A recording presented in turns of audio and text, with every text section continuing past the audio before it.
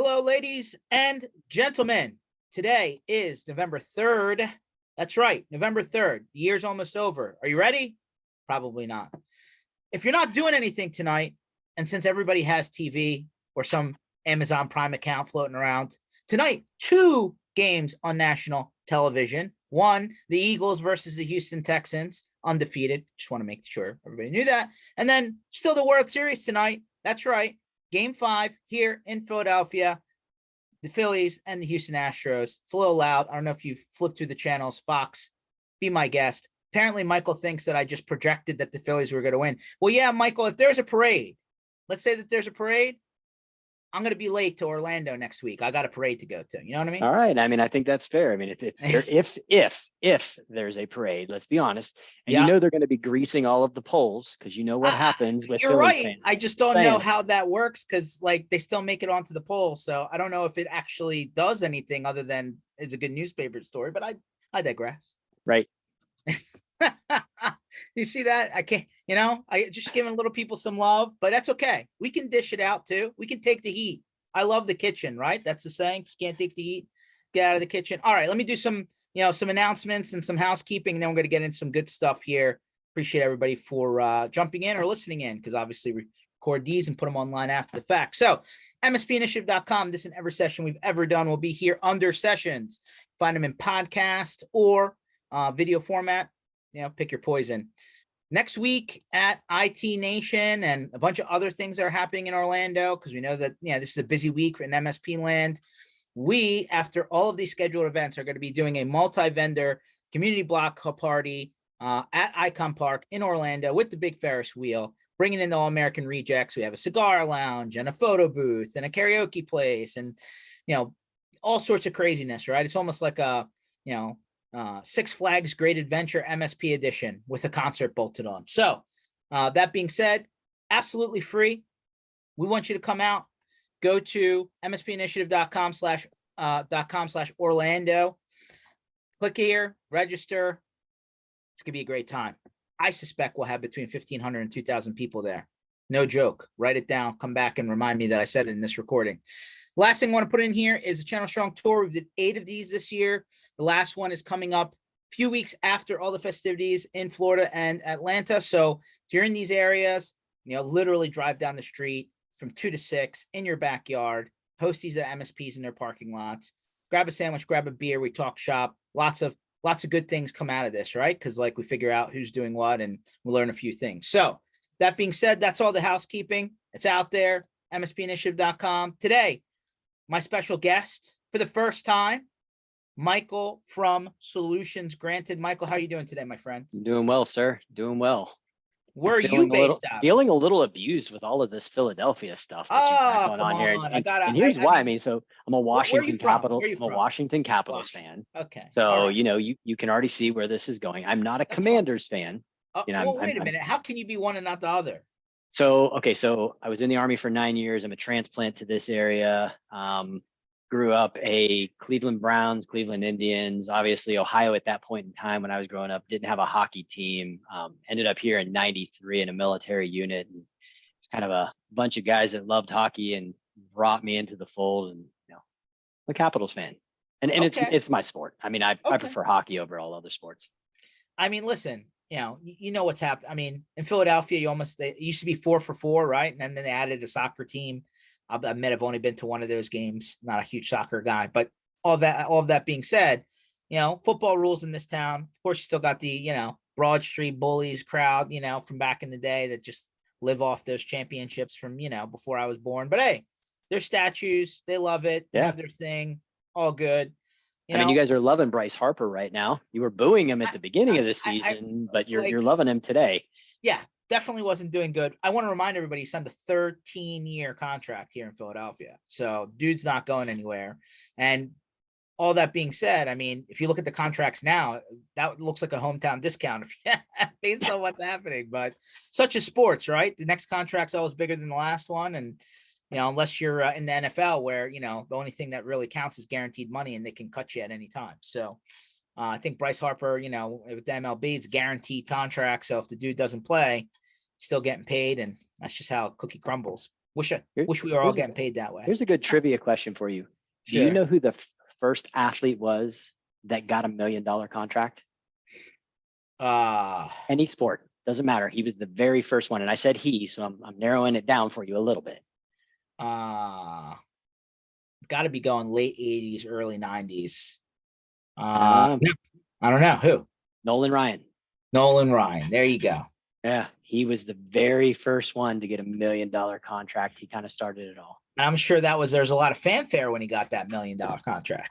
I mean, he was, a guy that played he played baseball for 27 years, or in the majors for 27 years. So yeah, pitched a no-hitter in his 40s. I mean, but listen, there's a lot of people that are, like, I feel like unlike Tom Brady, who's like, the anomaly, right? Like, very few people get into, stay in football into their 40s. I feel like in baseball, it's been done, right? Like, yeah, not to pull some Phillies thing, but like back when the Phillies last, were in the World Series in 08 and then 09, 08 they won, 09 the Yankees, clocked us. But you had Jamie Moyer, right? The guy was like 48, 47, 46. I forget how old he was. He's in the upper 40s. Dude was still crushing it. So I feel like that's a sport where you can still, kind of, especially pitching, right? You can just rock on. So sports. Well, in today's pitchers, sure, because they're at 100 pitch count and they're pulling them, whether they're slinging it or not. Probably not in the days when Nolan Ryan was out there, because it was all about finishing the game. The pitch count didn't matter. Yeah, at 5 innings, like, you figure that's like a successful appearance, right? Right. Who got like perfect games, right? Like, I think the last one I saw in person, I think, was Roy Halladay, where he went perfect. You're dating yourself a little bit. Hey.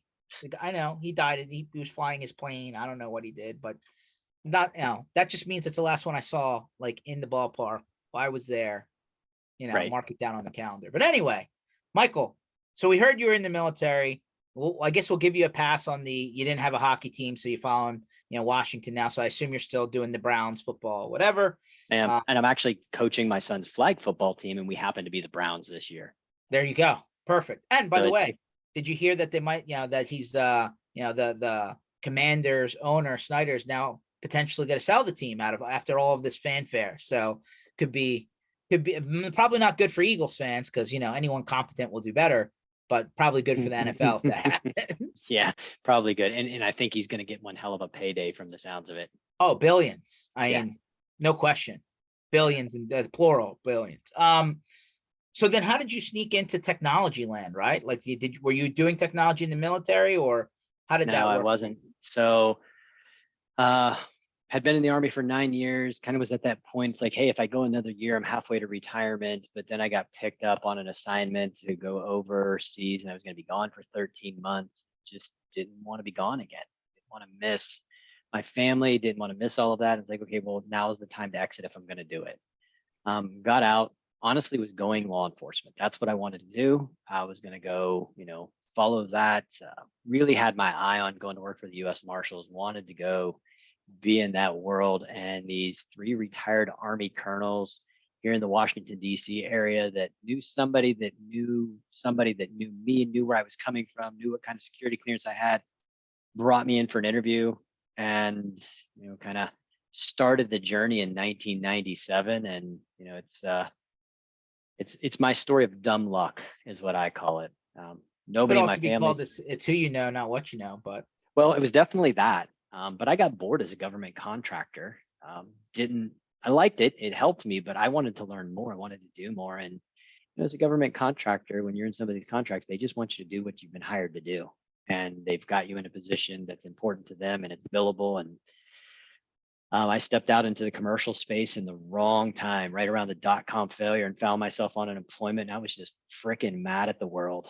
Man, I'd left this wonderful military career, had this stable, easy job working as a government contractor, and found myself on unemployment. And, somebody called me and said, hey, I know you don't have a lot going on. Would you, build and design a network for us? And the answer was like, well, of course, I've got a family to take care of. Of course, I'm going to do this because, here's one thing that a lot of people don't know about me. The devil's playground runs wild in these idle hands. So if I'm not like gamefully employed, I'm getting myself in trouble. I'm not going to lie. I gotta stay busy, man. I gotta stay busy. I got you. And so then it just, one of the VCs called me and said, hey, would you do this part-time? Our full-time IT guy is leaving. And somebody else called me and said, hey, would you just come talk to me and give me some advice? And I'm like 3 clients in, and this is 21 years ago. And I think I called my mom like 3 or 4 clients in as I have no clue what I'm doing, but I'm running a business. And I'm just going to keep picking it up and putting it down, and the doors are going to open, and I'm going to walk through them, and we'll see what's going to happen. It sounds very, I'm sure there's a lot of people out there. It's like a similar story, right? Like you had to start with the first one, and then, it just kind of happened by, osmosis. Yeah, it's happen chance. Exactly. That's awesome. So you literally walked into the trench the same way a lot of other people did, right? Just by accident. Yeah, no, like my dad, and my dad passed a couple years ago, but my dad would always say, he says, you've always had the entrepreneurial spirit. And I don't get it. Like I never understood why. And as I got older and we were having the conversation, it's like, okay, so explain to me why. How do you know this? How did you see this? And he's like, okay, look, my mom and my dad sent my brother and I away to a Catholic boarding school in this one blinking light town in Kansas because they were so upset with public education in the 80s.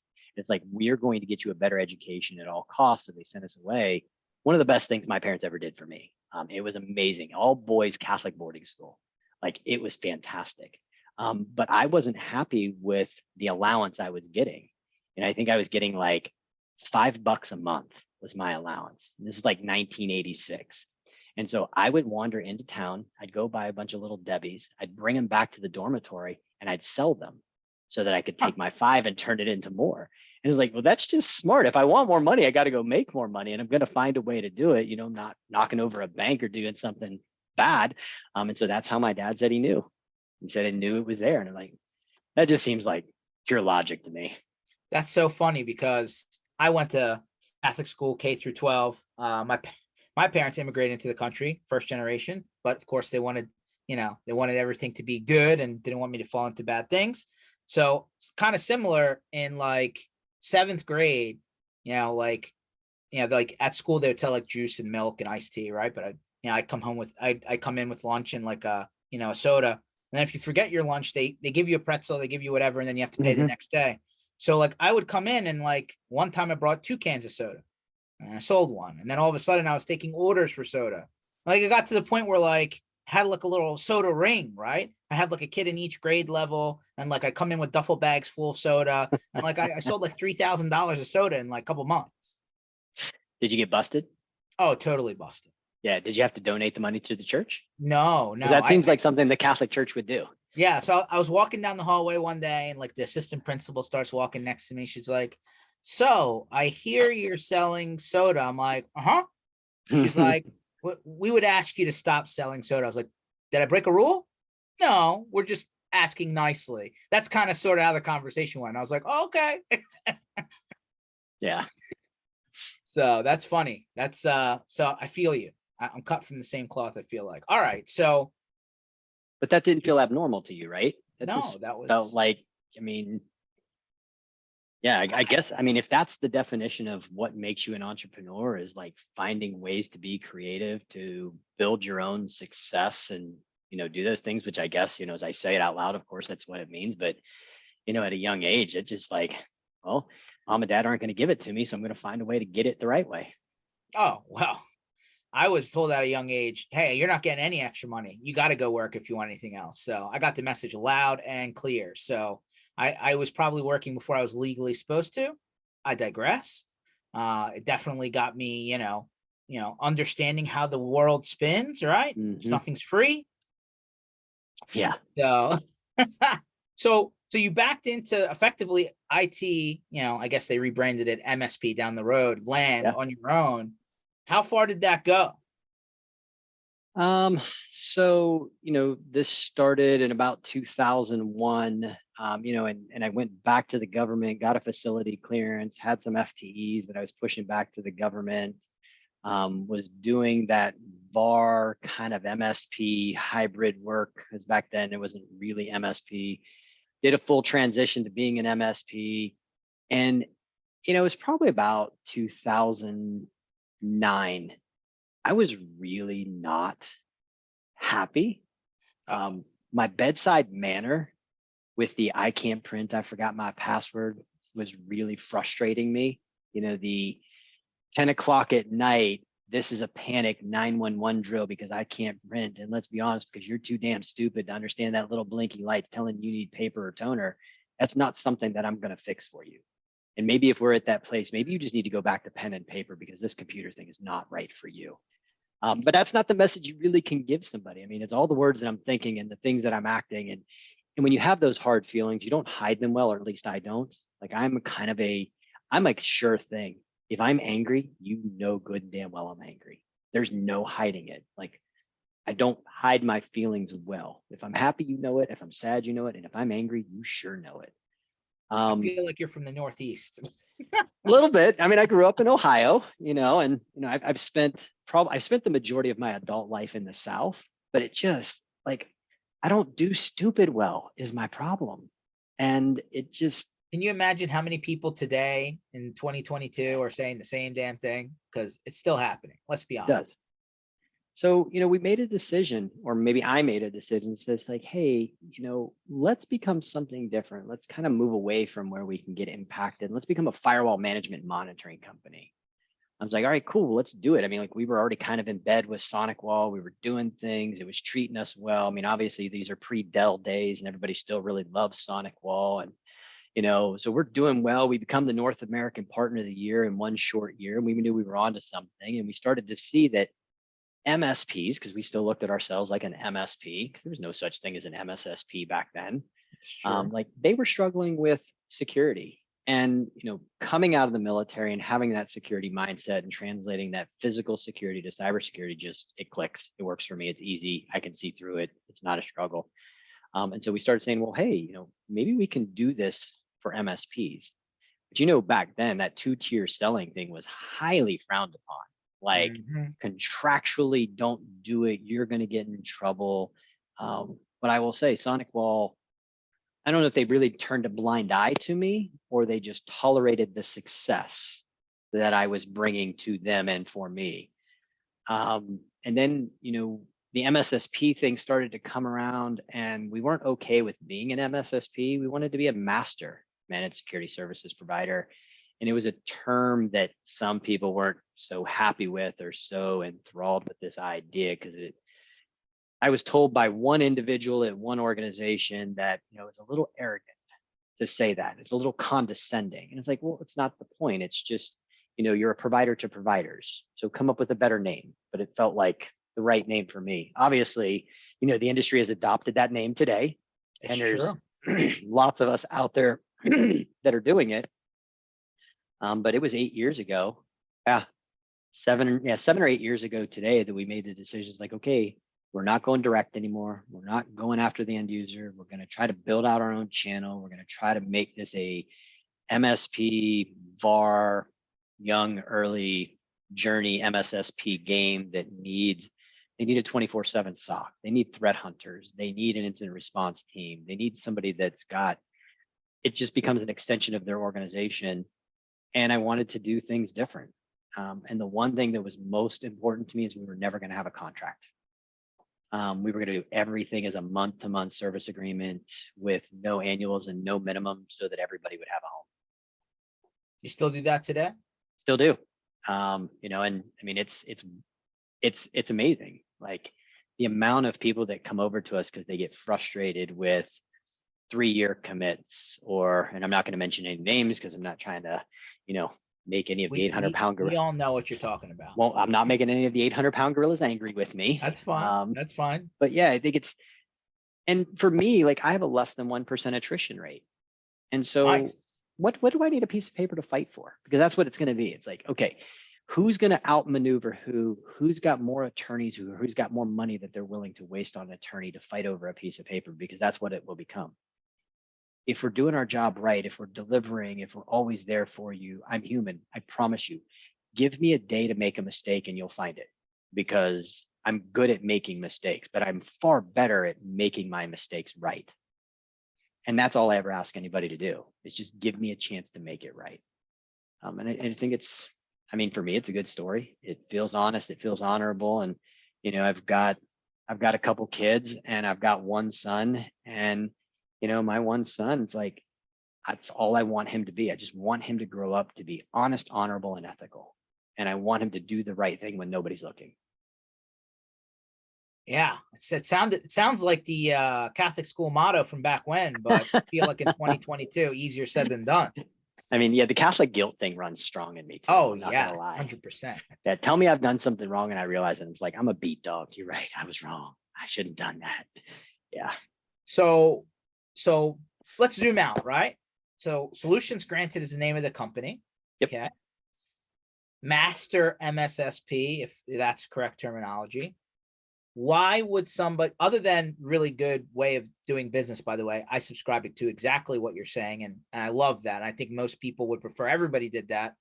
You know, obviously the industry hasn't necessarily gone that way in a lot of areas, but why look at Solutions Granted for the security? You know, like most MSPs don't have the in-house capability, knowledge, staff, right? And as much as there's a labor issue, shortage, whatever you want to call it now, the number of security postings are just plentiful, right? Which is why like people are having a hard time even filling those positions. So MSPs ultimately can't do it all. They have to rely on third parties to do some of what they need to do. So why would somebody look at Solutions Granted to cover, and like security is like, I feel it's not just one checkbox now, it's many checkbox. I feel like it's its own list, compared to the other stuff, right? MSPs have to do on a day-to-day basis. Why look at Solutions Granted versus everybody else? It's certainly not for my magnetic personality and good looks. So we'll start with why you don't do it. I think so. One of the things, and like I said it earlier, is like, I make it easy for you to leave me. I'm not telling you to sign this long-term commit and we're going to fight over a piece of paper because I didn't deliver what I said I was going to deliver. Or, maybe you've had an unfortunate chain of events where you've had clients that have been acquired and they don't want to keep your services, or they've gone out of business because the economy has just made it too rough on them and they can't. And now you're sitting here holding the bag with all of these licenses you committed to, which then just destroys your total cost of ownership. You are getting destroyed. I never wanted that to be anything. So part of this is I understand an MSP's challenge. I understand why I can align with them better and make this easier. I need them to be just an easy on-ramp to success. So keep me because we do a good job, fire me because we don't. That's one reason. I think the other reason is that being an MSP, pre now, I understand some of those challenges. I can speak to some of those challenges, as well as that, as the CEO and founder, I've never made myself unavailable. If you are a brand new partner, and I've had them, I've had the guys that are just starting the MSP journey, I will give you the same time, that I would give a partner that's maybe spending $500,000 a year with me. So I think everybody deserves that opportunity to be successful. And that is my journey in life right now, is if I can touch more people and I can make them successful in the way that they want to be, that's meaningful to them, and they're touching other people, is like the part that I'm going to leave behind when I'm no longer here is this idea that I've touched potentially hundreds of thousands of individuals and kept them safe when they couldn't do it for themselves. And I'm very passionate about that. I joined the military because I wanted to leave the planet in a better place and wanted to defend and protect and take care of people that couldn't do it for themselves. And, I've kind of traded one battlefield for the next. I feel like this battlefield, even though it's virtual, is much bigger. What's included in the offering? Like, what do they get when they sign up? What's the end deliverable to their customer? Well, so here's one really interesting thing is like, we don't have a package that you have to take. I've heard people say this before, and I believe this, is that cybersecurity is a journey. It's not a destination. And every MSP is in a different place in their journey. You've got some that are far more mature and they're looking for that one last thing, or what they perceive to be that one last thing that's going to just make them feel complete today. Doesn't mean it's going to be complete tomorrow, but today it's complete. Then you've got others that have got nothing. They're a copy, there's a voice, there's a print company, but they want to become an MSP and they want to be security focused, and they've got to build everything from the ground up. So because we don't put anybody in a package, like look, and there's lots of amazing vendors out there. I mean, you look at Blackpoint Cyber, for instance. Blackpoint Cyber they do a hell of a job. But they don't do everything. They're not monitoring the firewalls. They're not helping, with vulnerability management, or maybe they are today, but there's lots of other things in that security stack that they probably don't do.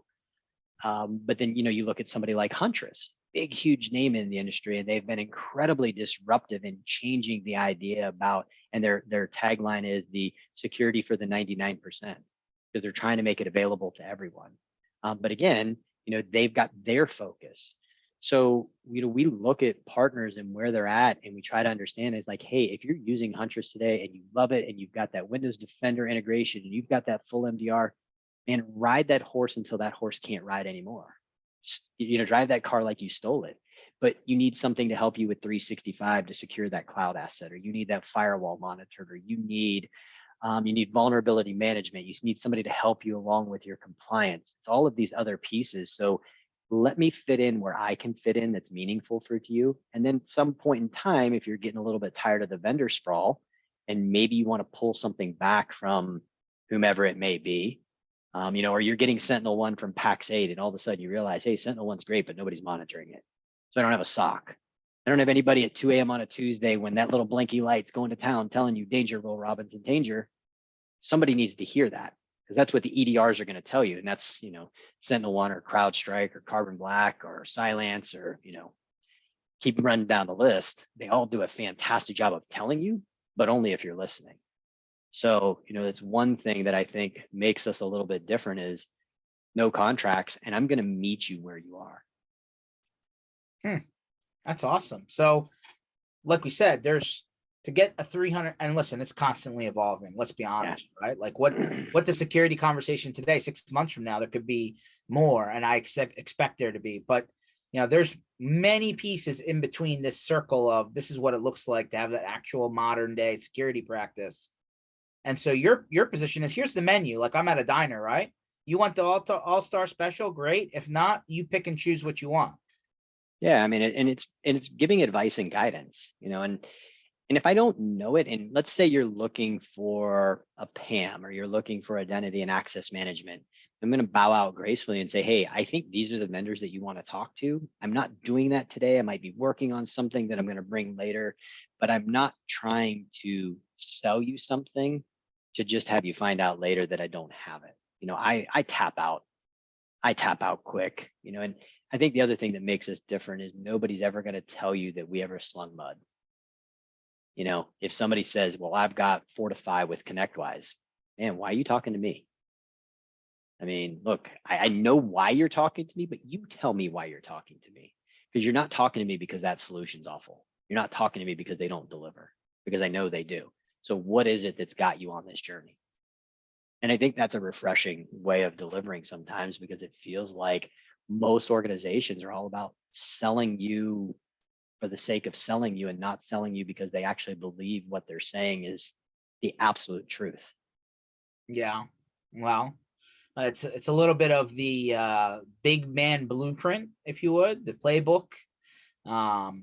Unfortunately, they sell you a lot of people. Let me ask you this, Michael, because you've been on both sides of the aisle, right? You've been down MSP, IT, VAR land. You obviously on the other side.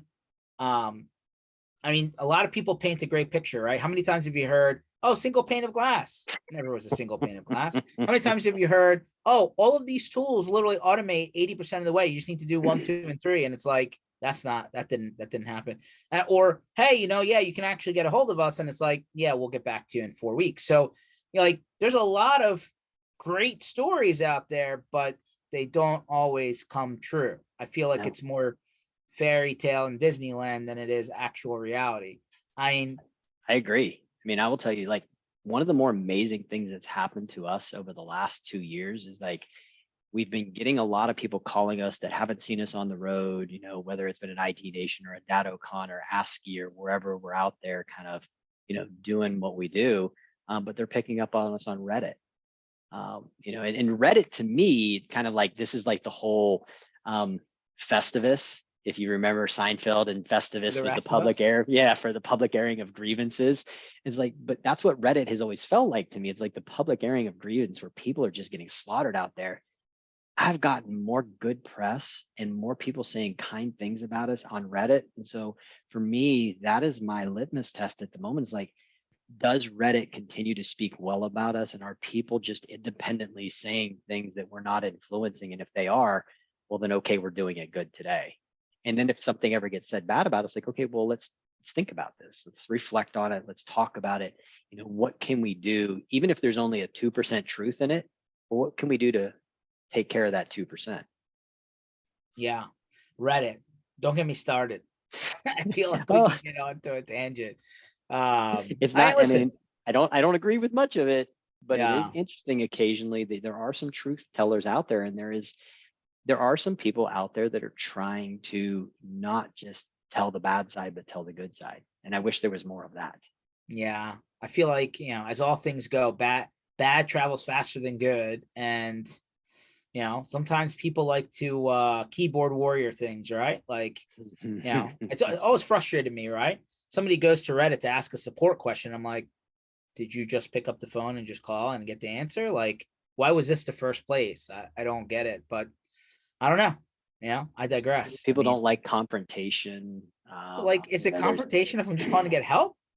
Yeah, because they don't want to be told no. They don't want to be told no. They don't want to say, they don't want to be told, hey, you can't do that. And so they're hoping through anonymity, they'll find the easy yes over the potential right wrong. Okay. I mean, I don't Okay. know that, that's me pontificating today on the problems of the world. And, No, I don't I, get it. I totally get it. So, um, big picture, we've talked about where the landscape goes over the next couple of years, right? Keep on Mhm. hearing about cyber insurance and what's happening on that side. It's becoming, basically increasingly hard to get policies of affordability, if that's the right word, or, or even in some cases, they're saying you might not be able to get covered at all Right. shortly or in a little while if, and some of these, people have given us creative ways of dealing with, the people who are deciding on the other side and how to deal with them other than just check boxing yes and no. But, it seems to me like big picture insurance companies, they're paying more than they're getting. And Hmm. so if they're not in business to make money, they're just not going to do it anymore. And so where, do you feel like the insurance thing is going to drive the story faster than anything government wise, right? Like we've heard of things that might be happening and if and when and maybe in Congress and states and like it's all kind of gray, right?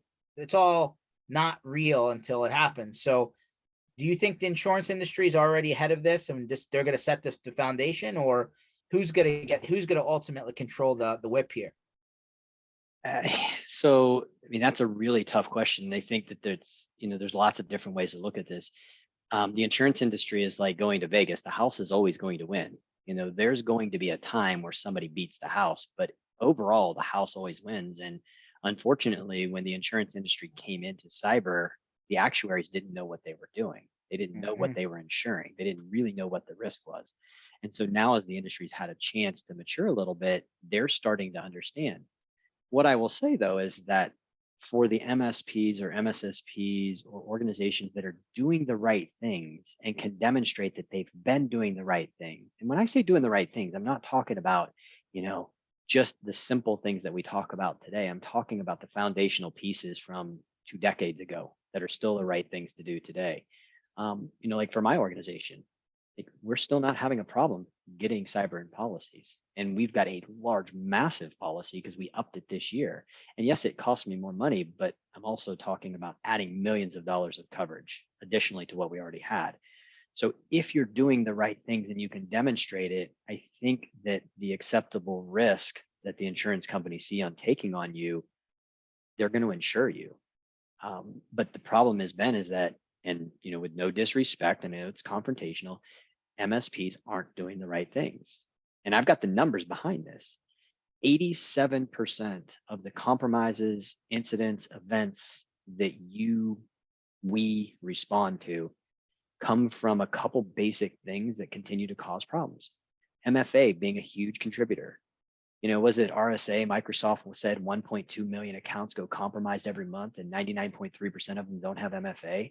And so every time I talk to a group of MSPs, are you guys using MFA? Yep, we're doing it. 100%. Yep, we're doing it. And every time we get brought in to a compromise, nope, we're not doing it. Well, how did it go from, yep, so positive, so quick, so sure, to, yeah, no, sorry, this one told me no. Or patch management is failing, or still open RDP allowed into the environment with no VPN or no MFA and no role-based access control. Like those 4 or 5 things that I'm mentioning to you are the wash, rinse, repeat that happen over and over and over in 87-ish, give or take, compromises that we see out there. And my numbers aren't too far off from what others are saying. I mean, phishing, do you know the amount of people that are still running around with what I call naked 365? Where they're not using, naked 365, exactly. They're not putting a Proofpoint or a Mimecast or a Barracuda or an Avanon or an Iron Scales or an Inky or a Graphis or anything, or Mail Protector. They're not doing anything like that. They're just signing their clients up for 365. They're not using ATP, and then they're wondering what the hell went wrong. It's like, well, I'll play the silly game because it's not silly. I'm just going to make this clear for you. You are what went wrong. Nobody really wants to hear that today. We have to be kinder. We have to be gentler. We have to give participation trophies away. And, that's a whole different topic that I get pretty passionate about. But most of this is because we're not doing the right thing still today. Wow. It's amazing. And like you're actually living it. I don't know how many incidents per month or per year you go through. I got to assume it's not 100% clear and empty and just business as usual. Stuff's got to happen, right? I mean, that's why we have security, kind of awareness and protection. But, so, okay, let me ask you a more granular question. Of the incidents that you've seen, I don't know what that number is, maybe you can share, but how much of it was the end user versus how much of it was the MSP? So this is the tricky one, because what I hear frequently from the ones where we say, okay, why did you have open RDP to your domain controller? Why was there no MFA? And this is a real world scenario, by the way. This is one incident. Open RDP to the domain controller, no MFA. The CISO or CIO of the environment, his user account was a domain admin and an enterprise admin, all at the same time. So you start to string these things together. And to me, I think it's a combination of what I call the security responsibility. And it's both.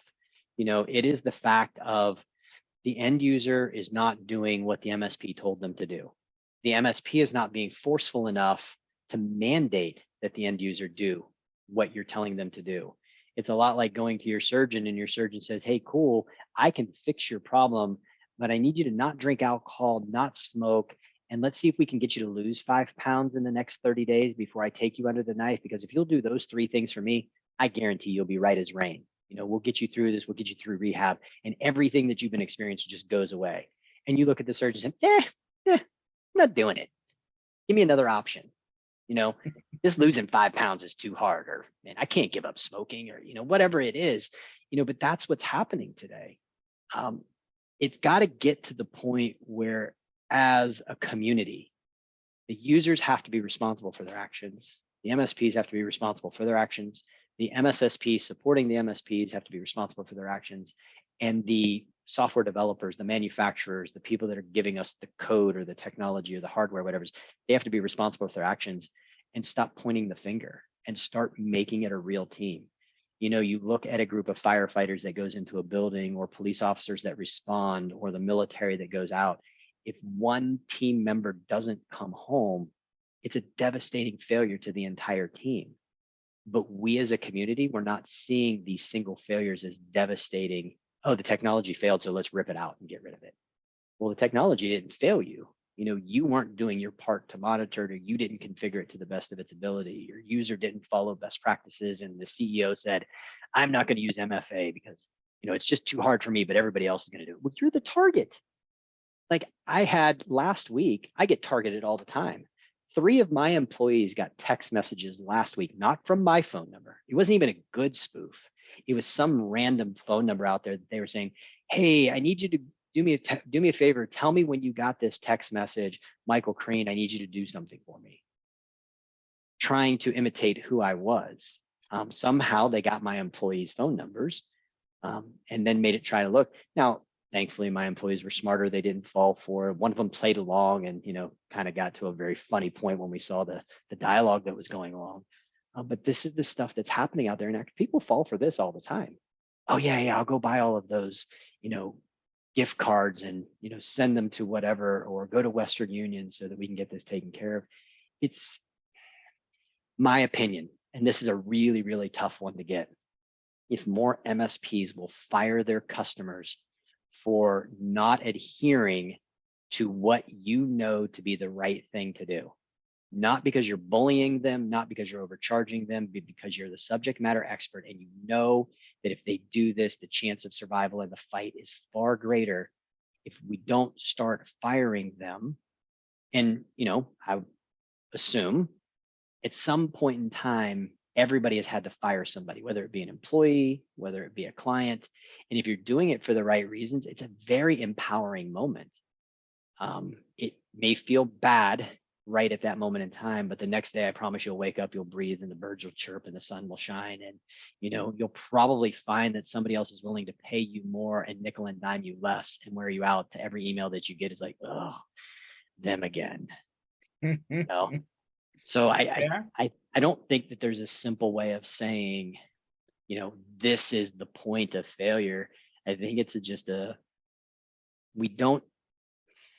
my opinion is we've gotten too soft and squishy and we don't want to piss people off and tell them that they're wrong. And we're not willing to fire them for not doing what we believe is the right thing. I no disagreement on this side. So walk me through real quick. I'm an MSP. I'm using Solutions Granted as my security partner. I think there's an incident.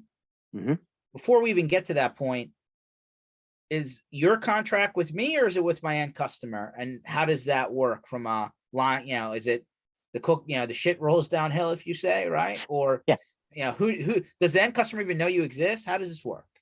So I will say it's the 90-10 rule. For most of our MSPs, they tell the end customers that we exist.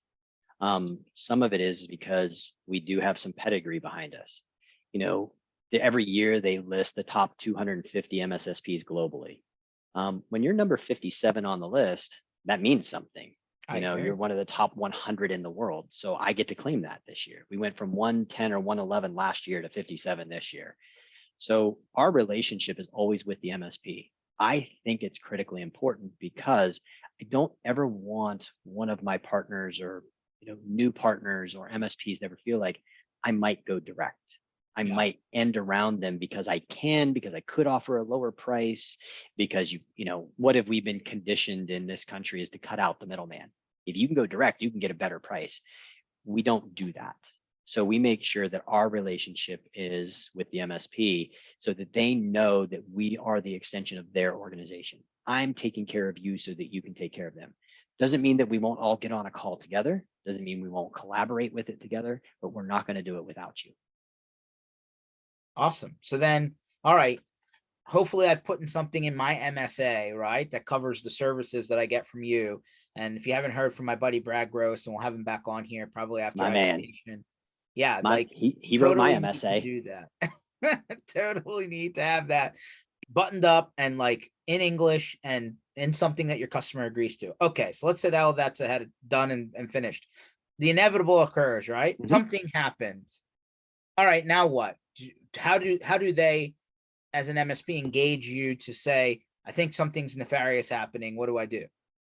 So there's a step before this. Okay. And it's something that not a lot of people are talking about right now, but it's something that's important to me to have MSPs here.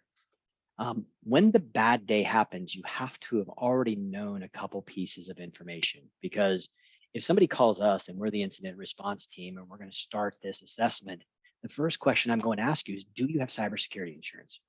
And if you do, the answer is not me. Get on the phone and call them, because you're already paying for something and they probably already have an IR team standing by that is at a highly discounted rate. And why did you pay for the insurance if you're not going to use it? The second question I have is, do you have legal counsel? people sometimes don't understand the reason for asking this question. And sometimes it comes down to if you have regulatory compliance or if you don't. Sometimes it's advantageous for the legal counsel to contract with me on behalf of the client because now attorney-client privilege comes into play. Also, legal counsel can guide you through some of the more regulatory compliant driven aspects of how you have to report it, when you have to report it, and to whom you have to report it, because that's not who we are. I am a well-trained fireman, and that's what my team's going to do. We're coming in to destroy the problem at hand, to contain it, to stabilize it, to make it right, and make it inhabitable again. So it's those two questions that we immediately start with. And where I say that, before the incident happens is one recommendation that I give to every MSP is that you should have those pieces of information in your PSA today. And here's why. How many of your clients are dealing with paper today? Very few. Their policies are probably digital, wherever they've stored it. So if they've had a ransomware event and everything is encrypted, they don't have their policy number. They probably don't have their agent's phone number. They don't know who they're calling. They probably remember the name of the insurance company, but you as the MSP, if you took the policy number, if you took the phone number, if you took the policy name and you had that in your PSA, if you took their legal counsel's information, because everything they have is encrypted, what you became in that moment where they're running around with their hair on fire like a kid, you became a simple, soft, easy solution for them to land on because you're going to welcome them in with compassionate kindness and you're going to give them guidance through this really horrible event that they're about to journey down. So that's where I think I wish that this was a story that everybody was telling to everybody else. I mean, what does that take you? Like if it took you 2 minutes to gather that information, maybe another 5 minutes to put it into your PSA. So alongside of it, you put 10 minutes into it. How cool does that make you look that you're caring about your client's future when or if the bad day comes? I mean, looks pretty good, especially when you're coming in to save the day, no question. Right. And if you're doing, it's like in the military, you train as you fight. And so you're shooting live rounds, you're jumping out of planes, you're, doing these shoot scenarios exactly like you would as if you were going into battle. So MSPs have to train as they fight. They have to start doing the preparations and laying those foundational pieces. Now, if somebody comes into us and, there's two scenarios, you're already a client or you're not a client, because we will do IR work if you're not a client. If you don't have cybersecurity insurance, you don't have anything, there isn't any regulatory stuff going on here that we might say, hey, we really need to get an attorney involved here because I'm not going to be able to advise you well as to how, when, or whom you should report this to. We will then start that whole isolation, containment, stabilization, eradicating the problem, hunting for it, and putting you back to a well-known state of where you can get back to work. And we've had a couple where they have cybersecurity insurance, but they just really enjoy working with the MSP so much, and they like who we are, and they feel like that they can get a better, quicker, faster response, because that is becoming a bit of a problem out there where the IR teams are becoming tapped out. There's so many of them out there right now, and there's so many compromises that are taking place that some of these IR teams, it's weeks before they can engage on anything new. So wait a minute. I call the insurance company. I report properly because there's a time frame, right? You got to report in a timely manner. They start their process, right? They have their vendors behind them. They have their workflow, all that. And you're telling me, well, hey, I did my job, but I didn't hear back from them for a month and a half. I mean, it can happen. Think about it. So, you have a hurricane, you have a tornado, and it rips through multiple towns. How fast can one insurance agent or a team of insurance agents get to every single person in the area? I mean, eventually, if the catastrophe is big enough and there's enough people being damaged, well, there's only but so many first responders in the cyber world that can do this.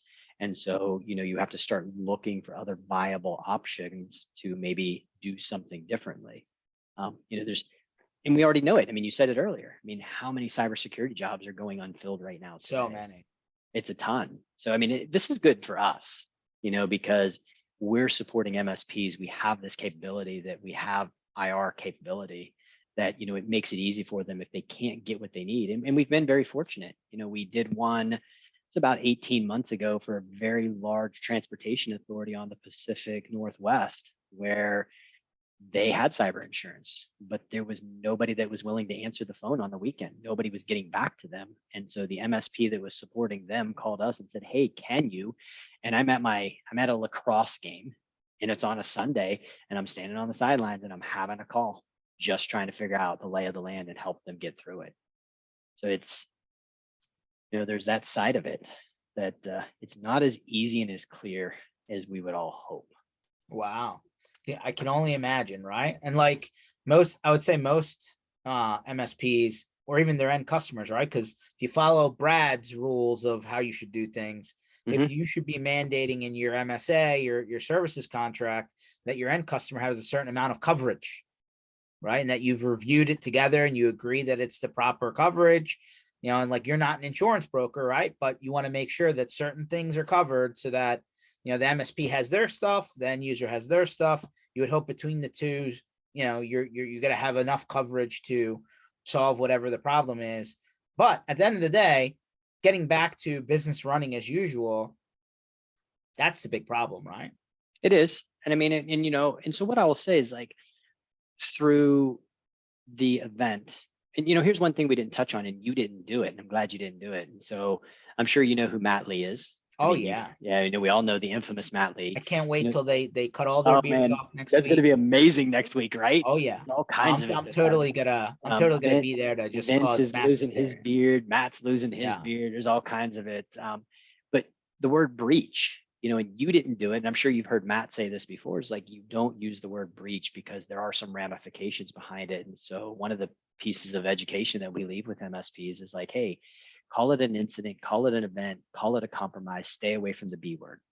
The proverbial B word has always been something that we should never let come out of our mouths anyhow. So let's just expand that a little bit more into the cyberspace and don't let that B word come out of our mouth. Situation. Yeah, for sure. I mean, the word breach has, I'm sure, legal ramifications, but Does. at the end of the day, I think, it's the difference between somebody who's been through it and somebody who hasn't, right? I'm sure there's horror stories and war stories across the board. We've all, heard some of them, right? I'm probably nowhere near the amount that there actually is out there, if nothing other than people are embarrassed and they just don't want to put that story out there. But at the end of the day, the people who have come forward, right, and said, yep, this happened to me. Let me tell you, what you need to know so that you don't make the same mistakes we did, or you maybe could react faster, to cut to stop the bleeding is, before it became, spiraling, right? I I mean, think that that was at that's the CompTIA ChannelCon event. It was interesting because they had a couple of the MSP owners that had gotten wrapped up in that Kaseya compromise, and then their clients. What was really interesting to me in that story is one, what they learned and how they were willing to share their stories with people so that they could learn from it. So I applaud them for doing that. But more importantly, hearing how the channel came together and how people were calling some of these MSPs and saying, hey, I heard that you unfortunately got hit with some of this. How can I help you? Can I give you some boots on the ground? Can we support you? What can we do? I mean, it almost felt like some of that, how you see people come together in a natural disaster and the community really finds itself and they come together to support one another. It felt like the channel and the MSP community started to come together and we were less combative and we were more supportive, which I think if we did that more often, and we were advising and guiding and not berating people for what they were doing or what they were not doing, that we could find that we could mature ourselves and there'll be less dictatorship that comes from compliance coming from the government through mandates or the insurance industry, because we do have a louder voice. As a community, when you look at the tens of thousands of MSPs that are in North America alone, if we actually came together and agreed to kind of govern ourselves and mature ourselves and do the right things, we wouldn't need to be governed because we would move ahead of where somebody else thinks we need to be. Well, I'm sure you've heard Matt Lee say this 1,000 times, but there's not a lot that it takes to call yourselves an IT professional or MSP or whatever, right? Yeah. Incorporate, you put up a website, get a business card, put a LinkedIn profile up, and you're on your way. I mean, my barber probably has more licenses than I do. You probably, that's kind of scary to think, but Is, yeah, you're isn't it? probably I mean, right. but that's the reality of it. Like, think about like what they go through with, Department of Health and Human Services or Department of Health, and the things that they go through to get just the fact to cut your hair. In one bad haircut, yeah, okay, it's coming back, whatever, so I'm gonna look like a fool for a week or two. But man, as an MSP, you could devastate somebody's business to the point of not being able to recover. 100%. 100%. There's That's no question scary. about it. It would be, I think, I think as a community, and I call it the sandbox, but I think we're starting to like wake up to that reality. But other industries are way ahead, right? Oh Whether it's the yeah. medical guys, the legal guys, insurance guys, the architects, the CPAs. I mean, I feel like we and different people are trying to do different things. I still don't think the majority of people are still rowing in the same direction yet. And once we can get there, man, I think we could maybe get ahead of writing our destiny before somebody else does. I mean, some of it, my opinion, for what it's worth, I think some of this is just male ego. I mean, we are still a heavily dominated male industry. It's getting better. There's lots of, amazing females that are coming in here that are helping balance this out for us. But the male ego is a fragile thing. And how many times have you heard the comedians talking about them driving down the road and I don't need directions because I know where I'm going, and your wife or your spouse or whatever is there's like, well, can we just get directions because we're obviously lost. I got it, I'm good. And, I think we're kind of this way in this IT field where it's like, I don't need any advice from you. I know how to do this.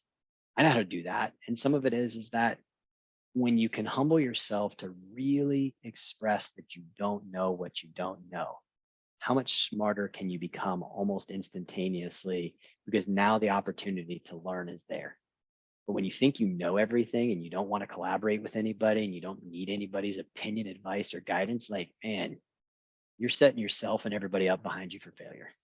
Yeah, that's fair analysis, and probably a little bit of everybody needs to look in the mirror a little bit and just realize that you're not gonna like as much as we all try and know as much as possible. It's just an unlimited amount of things that need to be known, and you can't know it all. So Right. it's kind of one of the reasons how the industry has gotten to the point where it is where you've outsourced all of these pieces because you just don't have enough time or talent to do it all by yourself, and number two, like, if you're doing too many things at once, jack of all trades, master of none kind of analogy, like you're just never going to be up on everything. So security, definitely one of those areas where it's a constantly moving target. It's never going to get lighter. I think it only gets heavier. Um, I think it can. I think it can get lighter. I think okay. when we as a community decide to come together, when we decide to start let's hold ourselves accountable first. Let's make sure we're doing the right things. Then let's help each other hold ourselves accountable together, being kind, compassionate, caring, and forgiving. Once we do those things, then we're no longer acting as individuals. We've built a very strong, cohesive team. And then all of a sudden we can win the fight. But until we are willing to do that, until we're willing to put the egos to the side, until we're willing to say, I don't know what I don't know, we'll continue to lose. Fair. Michael, where can they connect with you? Where can they find more about Solutions Granted and ultimately figure out whether you can help them with stuff? So we don't do smoke signals today. Courier pigeons, we stopped doing that last month. So you can send us an email at info@solutionsgranted.com. You can call us at 703-565-2395, or you can come visit us on our website, and we've got ways that you can contact us. And the website is www.solutionsgranted.com. Awesome. Really appreciate you coming on today. Looking forward to catching up with you next week in Orlando. Yep. Definitely want to see these guys. Like, It's going to be amazing. I mean, like how cool is this? Like, they set out with an idea for a charitable donation to try to raise $100,000. Like, to me, $100,000 is a lot of freaking money. Oh, it is a lot of It's money. a massive amount of money. And I think they're at either 115 or 120 now. And so Ian Richardson, who's working on this as well, talked to him yesterday. He's like, he's now moved the goal. He's like, I want to get to 200.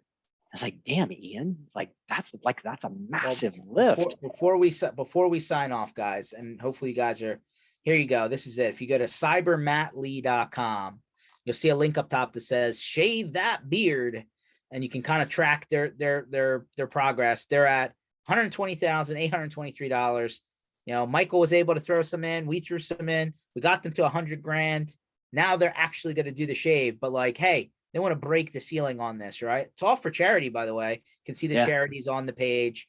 I mean, talk about the community coming together. And by the way, there's some really, you know, we know them all. There's some good people out there that have had beers probably for longer than I can remember. And we're gonna take them down to zero. I mean, but just, this is a cool way that the community has come together to do some good. And, you know, what an amazing opportunity. You know, it's kind of cool. I mean, it's going to be interesting to see Matt without a beard, Vince Chrysler without a beard. Oh yeah. I I mean, can't there's wait. just like, So is he there's gonna have some to people, like change his logo? I don't know. I mean, like, you know, what is his podcast? Is it Bearded Banter or something like Yeah, that? yeah, beard banter. Yeah. Yeah. I mean, so like Matt is kind of iconic. He's like I don't know. Like, that's just going to be amazing to see, but all for We're the gonna have to take best a lot of reason in the before world. and after photos next week. Oh, I'm sure that LinkedIn is going to light up. Absolutely. All right, my friend. Well, I'll see you next week. Everybody else, we hope we see you in Orlando next week. Otherwise, Tuesdays, Thursdays. We keep doing these throughout the end of the year, and we'll keep it rocking. See you guys down at IT Nation, and if not, in Orlando area. Take it easy, guys. Thank you, sir. Have a great one.